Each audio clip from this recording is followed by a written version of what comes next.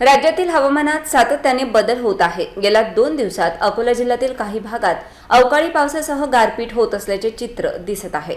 अशातच आज पुन्हा हवामान विभागाने मुसळधार पावसाचा रेड अलर्ट दिला आहे। तसेच 50 ते 60 किलोमीटर प्रति तास वेगाने वारे वाहण्याची शक्यता हवामान विभागाने वर्तवली आहे। विदर्भातील अकोला, वाशिम आणि यवतमाळ या 3 जिल्ह्यात हवामान विभागाने पावसाचा रेड अलर्ट जारी केलाय। तसेच वादळी वाऱ्यासह गारपीट होण्याची शक्यता देखील वर्तवली आहे। तर विदर्भात काही जिल्ह्यासह मराठवाड्यात पावसाचा ऑरेंज अलर्ट जारी करण्यात आला आहे। पुढील 4 ते 5 दिवस राज्यात पावसाची शक्यता हवामान विभागाने वर्तवली आहे।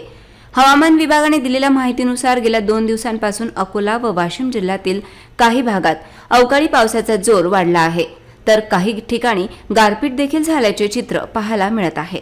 दुसऱ्या दिवशीही अकोला जिल्ह्यात अवकाळी पावसाने हजेरी लावली, त्यामुळे काही भागात शेती पिकांना फटका बसला आहे। आंबा, लिंबू, भाजीपाला, ज्वारी पिकांचं नुकसान झालं आहे। त्यामुळे या अवकाळी पावसामुळे शेतकरी चिंतेत आहेत। दरम्यान अकोला, वाशिम, बुलढाणा, यवतमाळ या जिल्ह्यात अवकाळी पावसासह गारपीट सुरू आहे। तसेच काही ठिकाणी वीज पडल्याच्या घटना देखील घडल्या आहेत।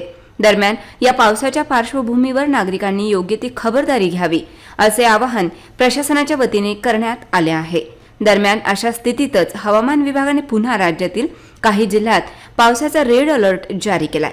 विशेषतः मराठवाडा आणि विदर्भात मुसळधार पावसाची शक्यता हवामान विभागाने वर्तवली आहे।